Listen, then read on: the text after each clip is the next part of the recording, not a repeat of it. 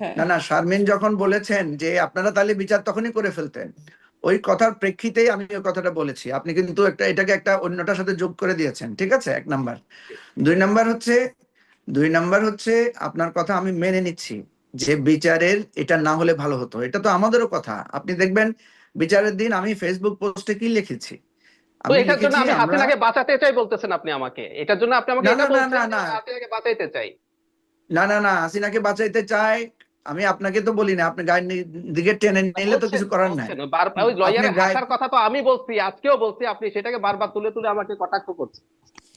না তো ভাই যে আচ্ছা, আপনি এখান থেকে একটু আপনি আমরা আর একটু আপ- আগাই, আমাদের হাতে সময়ও নাই, আপনি একটু আমরা আপনি এস- আপনি হাসির কথা বললে আমি সেটার হ্যাঁ ব্যাপারে কথা বলতে পারবো না? সেই লোক তো নিশ্চয়ই পারবেন, তার নিশ্চয়ই হাসির পারবেন। সেই লোক তো তার হাসির ব্যাখ্যা দিয়েছে, তাই না? আমি তো তার পক্ষে নিয়ে আপনার সাথে তর্ক করছি না। আমি আপনার সাথে আমার একটা জায়গায় সন্ধির জায়গা, সেটা হচ্ছে আমি বলছি যে আপনি শেখ হাসিনা এরকম একটা অন্ধকার যুগ কায়েম করে গেছেন, সেই কায়েমের পরপরই আপনি শেখ হাসিনার জন্য ন্যায় বিচার চাওয়ার জায়গাটায় আপনি যেভাবে চাইতে পারছেন সেটা অন্যরা পারছে না, ঠিক আছে? সমস্যা এবং নাই, কোর্ট পারছে না শুনবে কেন? কেন সেটা? না না মঞ্জু, এটা কোর্ট শুনবে না না না তো, না চাইবে আর না, আমি সেটা ঠিক কোর্টের আছে। কথা বলছি না, আমি আপনার কথা হুম, বলছি। কোর্টের কথা জি। পরে আসেন। প্রথম এজন্যই কথা কোর্ট যদি হচ্ছে কোনোভাবে ভুক্তভোগীর সাথে সংশ্লিষ্ট হয়ে যায়, তাহলে বায়াস আচ্ছা হিসেবে কোর্ট নিজেও না, সরে যায়। শারমিন, শারমিন, আমার সামনে একটা একটা একটা বড় উদাহরণ আছে, আমি একটা বড় উদাহরণ দেই, ঠিক আছে? আমি সাফার্ড, আমি একজন ভুক্তভোগীর উদাহরণ দেই। আচ্ছা, সেদিন আমি আপনি তার সাথে, আপনি তো আমাকে কথা বলতে দিচ্ছেন না জাহেদ, আচ্ছা আপনি আপনি তো শেষ আমাকে করেন, আমি কথা বলতে বলবো, দিচ্ছেন না, সমস্যা। বলুন। জি। মানে তো আমার আজকে তর্ক কথা আর হচ্ছে, বিতর্ক, আমার সময়ও শেষ হয়ে যাচ্ছে। একটু নির্বাচনের দিকে আগাতে মানে কথা বলতেও চাচ্ছিলাম, না সেটা মনে ঠিক হয় আছে, সম্ভব আমি না। জি, শেষ করুন। আমি এই কথাটা কারণ আমি এই কথাটা শেষ করলে এটা আপনি শেষ পাবেন। প্রথম জি। কথা হচ্ছে এই বিচারের আপনি যদি দোষ ধরতে চান, ত্রুটি বিচ্যুতি ধরতে চান, সকলে সব বিচারের ত্রুটি বিচ্যুতি ধরতে পারবে। গ্রস জায়গায় যে কথাগুলো জাহেদ সাহেব তুলে ধরেছেন, একটা হচ্ছে ইন অ্যাবসেন্সিয়া বিচার।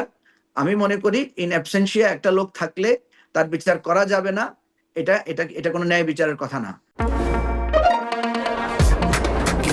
শুধুমাত্র সিটি ব্যাংকে অ্যাকাউন্ট থাকলেই করতে পারবেন গুগল পে, তাই অ্যাকাউন্ট খুলুন আজই। তিনি যদি পালিয়ে থাকেন, তিনি যদি নিজেকে দূরে রাখতে চান, এটা একটা আমি মনে করি ইন্টেনশনাল ম্যালাফাইড একটা ইন্টেনশন। সো আপনারা যে কথাটা তুলছেন যে যে ত্রুটি বিচ্যুতি গুলো হয়েছে, সেই ত্রুটি বিচ্যুতি গুলো সারানোর একটাই উপায়, সেটা হচ্ছে শেখ হাসিনা আসুক, তিনি এখানে সারেন্ডার করুক এবং উনি ভালো লয়ার এখানে নিয়োগ করুক, বিশ্বখ্যাত লয়ার নিয়োগ করুক, তাইলে এই ন্যায় বিচারের প্রশ্নগুলো থাকবে না। আমিও 10 বছর পরে এসে আফসোস করব না, আমিও দেখবো যে না ঠিক আছে, শেখ হাসিনা এসেছেন, তার পক্ষের কথাগুলো আমরা শুনেছি, একটা ন্যায় বিচার আমরা পাবো। প্রথম সেটা তো কথা একটা হচ্ছে পারফেক্ট পিকচার হতো, একটা সেরকম তো আর হচ্ছে না। একজন একজন আসামি যখন অ্যাবসেন্ট থাকে, যখন সে নিজেকে ডিফেন্ড করে না, নিজের কথা বলে না, তখন বিচারটা একপক্ষীয় হয়। এটাই নিয়ম, এটা আইনের বিধান, সেটা কিছু করার নাই। তখন তার পক্ষ হয়ে কেউ কেউ এটাকে প্রশ্নবিদ্ধ প্রশ্নের কথা তুলতে পারবে, এটা কোনো সমস্যা নাই। আমি যেটা বলছি যে আমাদের বলা উচিত, তবুও আসলে বিচারকে ন্যায় বিচার হতে হয়, আর সেটি আসামির জন্য ন্যায় বিচার হতে হয়। সেটি আইনের বিষয়। নিশ্চয়ই আপনি যা মনে করেন সেটি আপনি মনে করতেই পারেন জনাব মুজিবুর রহমান মঞ্জু। আপনাদের কি মনে হয় জনাব মুজিবুর রহমান মঞ্জু এখানে একটু বলবেন যে মানে এর পরে আমরা দেখেছি যে এখন সাজাপ্রাপ্ত শেখ হাসিনা, তার পুত্র সজীব ওয়াজেদ জয়, তিনি বলেছেন যদি তার ব্যান তুলে নেওয়া না হয়, যদি নির্বাচনে তাদের অংশগ্রহণ করতে না দেওয়া হয়, তাহলে পরিস্থিতি সহিংস হতে পারে, এরকম একটা হুঁশিয়ারি হুমকিও তিনি দিয়ে রেখেছেন। কি মনে হয় এরকম কোনো শঙ্কা কি নির্বাচন ঘিরে দেখেন?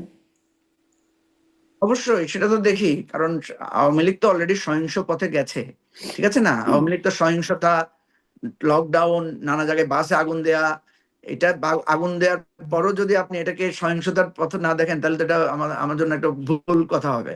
যেখানে বাস পুড়িয়ে দেওয়ার মতো সেই পুরানো সংস্কৃতিটা আবার ফিরে এসেছে, এবং এবং আমাদের অনেক অনেক মানবাধিকার কর্মীরা ভাবছেন যে আমরা আবার ন্যায় বিচারের, শেখ হাসিনার সাথে অনেক ন্যায়ানুগ আচরণ করা উচিত।